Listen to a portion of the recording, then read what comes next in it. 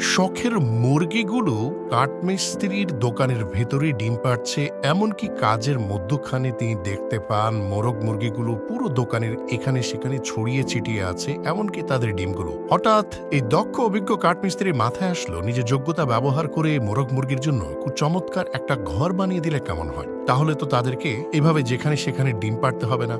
ব্যাস, যেই চিন্তা সেই কাজ। অনেকগুলো মজবুত বাঁশকে নির্দিষ্ট মাপে কেটে এগুলোর মধ্যখানে খুবই কায়দা করে উডেন ড্রিলিং মেশিন ব্যবহার করে খুব নিখুঁত কিছু ছিদ্র করলেন। বাঁশের কঞ্চি এবং মজবুত বাঁশকে ফ্রেম হিসাবে ব্যবহার করে তৈরি করে ফেললেন অসাধারণ বাঁশের দেয়াল। একজন দক্ষ, অভিজ্ঞ এবং সফল কাঠমিস্ত্রি হিসাবে তার কাছে থাকা অত্যন্ত এক্সপেন্সিভ এবং অত্যাধুনিক সব মেশিন ব্যবহার করে তিনি বাঁশের কঞ্চি এবং বাঁশ দিয়ে চমৎকার একটা মুরগির ঘর তিনি বানিয়ে ফেলেন। আপনারা দেখতে পাচ্ছেন যে দোতলা এই ঘরের একেবারে নিচতলার ফ্লোরটাও তিনি বাঁশের কঞ্চি দিয়ে তৈরি করেছেন। মজার ব্যাপার, এই বাঁশের কঞ্চিগুলোর মধ্যবর্তী স্থানে যথেষ্ট ফাঁকা রয়েছে যাতে খুব সহজে মুরগির বর্জ্য নিচে চলে যেতে পারে। ইন্দোনেশিয়াতে আপনি যদি যান, সেখানে দেখতে পাবেন যে হাঁস মুরগির জন্য তৈরি করা তাদের ঘরগুলো এক একটি শৈল্পিক নিদর্শন। হাঁস মুরগির সুন্দর ঘর এবং তাদের চারণভূমি তৈরি করাটা তাদের ইতিহাস, ঐতিহ্য এবং সংস্কৃতির অংশ। এমনকি এটা নিয়ে তাদের অনেক সাহিত্য রয়েছে।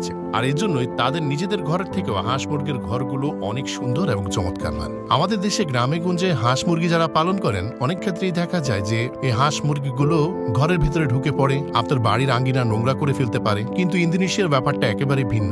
সেখানে আপনি দেখতে পাবেন যে হাঁস মুরগির জন্য তৈরি করা ঘরগুলো তারা খুব কায়দা করে তো বানাচ্ছে, সেগুলোর চারপাশে আবার একটা নির্ধারিত বাউন্ডারি তৈরি করে দিচ্ছে যাতে হাঁস মুরগিগুলো এই এরিয়ার বাইরে যেতে না পারে। এতে হাঁস মুরগির সাথে থাকা রোগ জীবাণু ছড়ানোর সম্ভাবনাও কমে যাবে। দেখতে পাচ্ছেন যে ঘরটার উপরি অংশে 4টা আলাদা দরজা তৈরি করা হলো যাতে সবগুলো মোরগ মুরগি খুব সহজে ফ্লেক্সিবল ভাবে এই দরজা দিয়ে বের হতে পারে। এমনকি উঠার জন্য আলাদা বাঁশের সিঁড়ি তৈরি করে দেওয়া হলো এবং স্যাঁতস্যাঁতে মাটিতে চলাচল করতে যেন মোরগ মুরগির কষ্ট না হয়, এজন্য সেখানে কয়েক কেজি কাঠের গুঁড়ো, ধানের চিটা ছিটিয়ে দেওয়া হলো। এছাড়াও খড়কে একত্রিত করে মুরগির ডিম পাড়ার জন্য নির্ধারিত স্থান তৈরি করে দেওয়া হলো।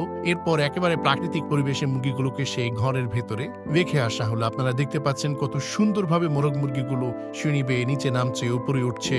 তাদের জন্য নির্ধারিত এরিয়ার ভেতরে তারা খাবার দাবার খাচ্ছে।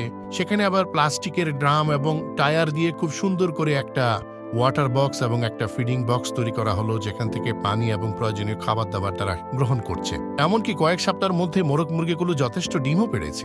সত্যি এই দক্ষ কারিগরের প্রশংসা করতে হয়, যার হাতের স্পর্শে মুরগির ঘরটা একটা শৈল্পিক রূপ পেল। তো দর্শক, আপনাদেরকে জানিয়ে রাখি যে এই বাঁশের কঞ্চি ব্যবহার করে বিভিন্ন রকমের মুরগির ঘর বানানোর যে সংস্কৃতি, এটা ইন্দোনেশিয়াতে অনেক আগ থেকে আছে। আপনারা দেখবেন যে দেয়ালটা বাঁশের, ফ্লোরটা বাঁশের, এমনকি সেই ঘরে দরজা থাকে, জানালা থাকে। ভিন্ন ভিন্ন জাতের মোরগের জন্য আলাদা আলাদা খোপ থাকে, যেখানে মোরগ মুরগিরা বসবাস করে। তাদের জন্য নির্ধারিত পান পাত্র, খাবারের পাত্র থাকে।